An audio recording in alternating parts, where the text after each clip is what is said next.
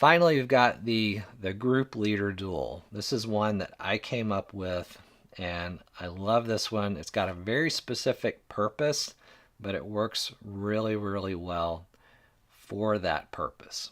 So it works great if you've got a situation where you need your students to leave your class with a ready prepared list of steps or options of what to say, any kind of list that you're trying to build. The Group Leader Duel works tremendously well. So with the Group Leader Duel, how I typically use that is in a situation where I am talking in a train the trainer environment about how to get 100% participation of all your students. And you can do that when you break up into small groups to have a discussion. You appoint a spokesperson for each of those groups. And that spokesperson changes every time there's a new discussion within that group. So at the end of the day, everyone has had a chance to be the spokesperson for the group, introverts and extroverts.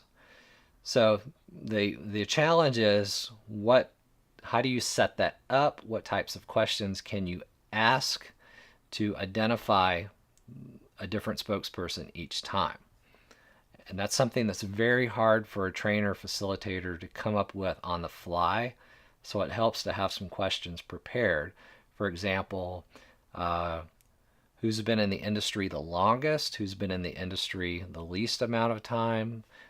Who traveled the furthest to be here?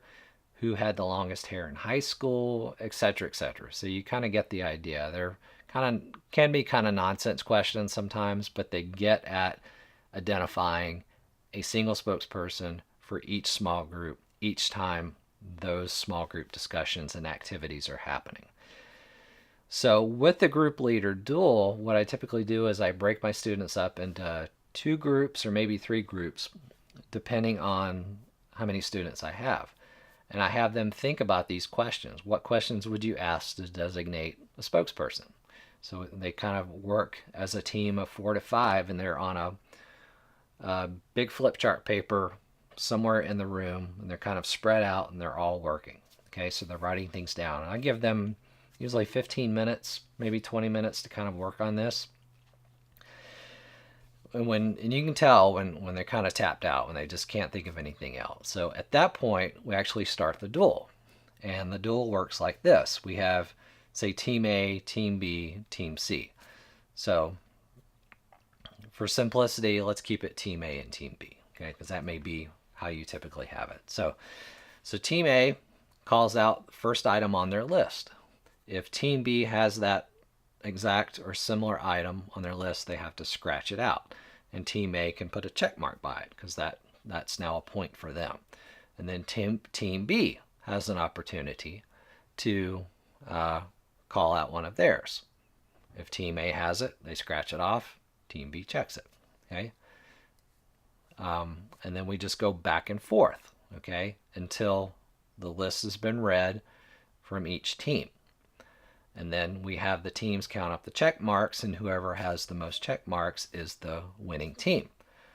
There's no reward. I don't give them anything, but what they get at the end of that exercise is that list of questions that they can ask to designate spokesperson for each small group, for each discussion.